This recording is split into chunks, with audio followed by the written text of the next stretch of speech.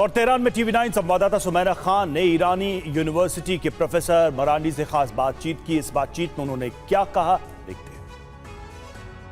This blockade or this economic pressure that America is trying to put on Iran, how do you see this? Can this also escalate into a war? Well, we are already in war. We are already at war. The blockade is war. It is an act of war. And so it is a continuation of the 39 days of airstrikes and missile strikes on Iranian civilian targets. And remember, they focused on civilian targets because they could not destroy our underground missile bases and underground drone bases and underground factories that produce them. So in their rage, they would bomb and slaughter women and children for 39 days. Now they're trying to strangle women and children because the blockade is not against the Iranian armed forces. They're trying to prevent food from getting into the country, medical supplies. These are two barbaric regimes that we're dealing with. But we will persevere. We will, just as we did during the 39-day war. The deal that America and Donald Trump keeps talking about, and Iran has been saying that the ceasefire terms have not been implemented.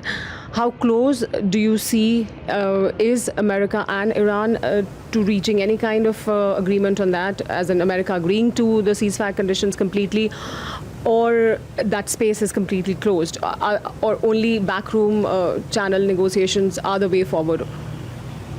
Well, there are no backroom negotiations. There are messages that go back and forth. The only time that we negotiated with Americans was during that one day in Islamabad. Before and after that, it's just been messages going back and forth. For the Iranians, the siege has to be removed and a ceasefire has to be implemented in Lebanon and across the region. These are conditions that the Iranians have put forth, and these are conditions that the Americans accepted. And simply because Netanyahu doesn't want to do something, or the Zionists don't want something, that is not acceptable to Iran. And I think it's really important that countries across the world, including India, start putting pressure on the Americans and the Israelis and tell them enough is enough. You're sacrificing the entire global economy. You're sacrificing the well-being of people across the world, including in India too, for the sake of this small genocidal regime. Iran और America में तनाव के बीच TV9 की team Iran में मौजूद है। हमारी संवाददाता सुमैरा खान लगातार ईरान से ग्राउंड रिपोर्ट्स दिखा रही हैं। सुमैरा खान ईरान के कुम पहुंची, जहां सुप्रीम लीडर मुश्तबा खामनेई के समर्थन में लोग प्रदर्शन करने पहुंचे हुए थे। आइए आपको वो रिपोर्ट भी दिखाते हैं। TV9 भारतवर्ष आप पहुंचा है कुम में, इस जगह जहां आपने अभी देखा लिखा है इंडियन मौक़िफ़, यानी ये हिंदुस्तानी लोग जो यहाँ कुम में रहते हैं, जिसमें बहुत से छात्र हैं, बहुत से व्यापारी हैं जो यहाँ रहते हैं कुम में, वो ईरान में जिस तरह से लोग जगह जगह इकट्ठा होकर डेमोन्स्ट्रेशंस कर रहे हैं, सरकार का समर्थन कर रहे हैं, अपनी फ़ौज की हौसला अफजाई कर रहे हैं, उनका उत्साह बढ़ा रहे हैं, उनको ये संदेश दे रहे हैं कि हम आपके साथ हैं। उसी तरह से जो भारतीय लोग यहाँ रहते हैं कुम में, वो भी उसमें शामिल हैं और इस वजह से उन्होंने ये मौक़िफ़ लगाया है। मौक़िफ़ मतलब यहाँ पर लोगों को शरबत दिया जा रहा है। यहाँ पर देखिए, हम पीछे आप देख सकते हैं, वहाँ पर जो तस्वीरें वो बयां करती हैं कि वहाँ पर किस तरह से ये शरबत बनाए जा रहे हैं, लगातार पानी दिया जा रहा है। सड़क पे जो लोग गुजर रहे हैं उन्हें पानी पिलाया जा रहा है, उन्हें शरबत पिलाया जा रहा है और ये सिलसिला लगातार जारी है। तो ये भारतीय लोगों का, हिंदुस्तानी लोगों का, जिसमें बड़ी तादाद में कुम में रहने वाले छात्र भी हैं, व्यापारी भी हैं, बहुत से और लोग हैं जो यहाँ रहते हैं, वो इसमें शामिल हैं। यहाँ आप देख सकते हैं, देखिए भारतीय झंडा किस तरह से वो लहरा रहे हैं। यहाँ सड़क से जो भी गुजर रहा है उसको ये शरबत और पानी दिया जाता है। यहाँ पीछे आप देख सकते हैं, हम तस्वीरें भी आपको दिखाते हैं, ये जो हिंदुस्तानी लोग हैं यहाँ कुम के, वो इकट्ठा हुए हैं। महिलाएं भी हैं जो भारत से ताल्लुक़ रखती हैं, वो यहाँ पर इकट्ठा हैं और इन तमाम लोगों का जो सिलसिला है। और ये देखिए, ये इस तरह की जो गाड़ियाँ हैं ये आपको दिखाई दे जाएंगी।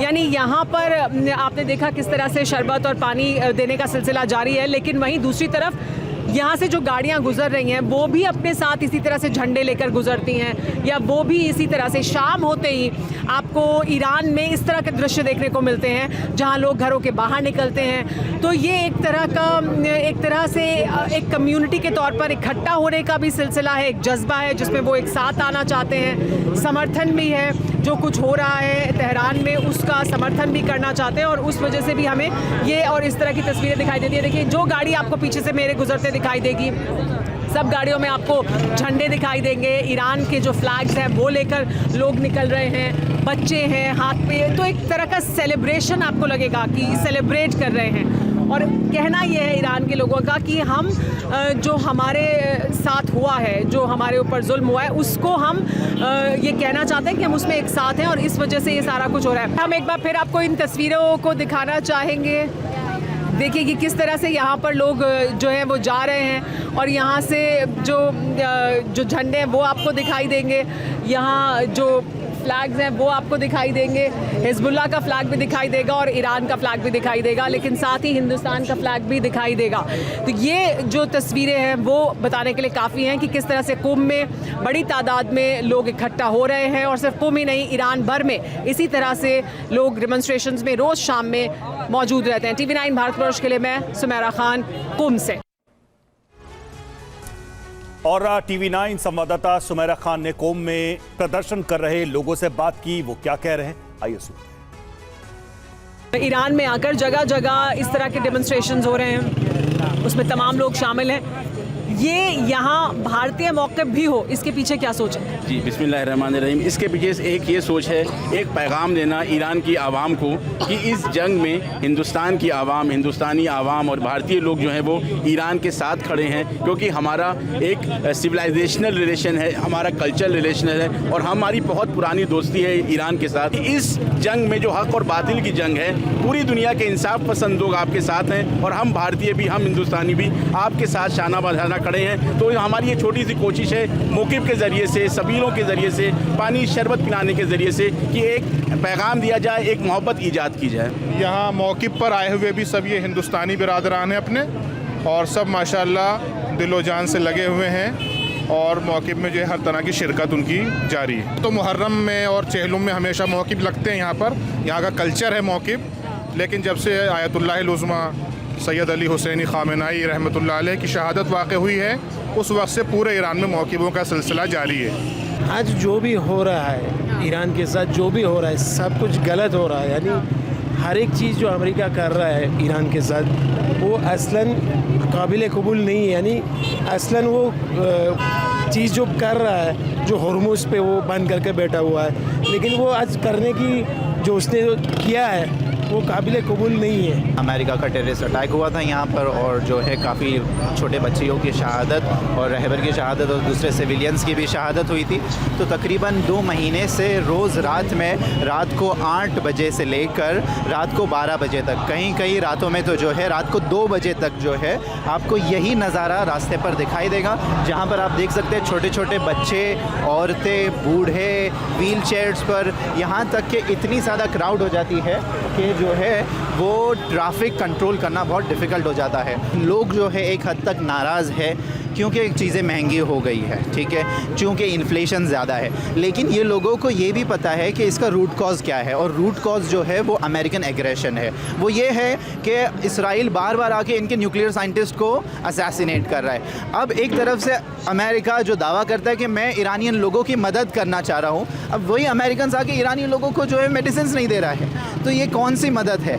अब एक तरफ से कहते हैं कि हम आपकी मदद कर रहे हैं, और आप जो है आके मीनाब पे स्कूल, बच्चियों की स्कूल के ऊपर जो है वो मिसाइल मार देते हैं, और जिसमें 168 जो इनोसेंट बच्चियां जो है वो शहीद हो जाती है। तो ये किस तरह की मदद है? अब ये लोगों के लिए क्लियर है कि ये मुश्किलात जो है अमेरिका की वजह से, इसीलिए तो ये रोड पर आ रहे हैं।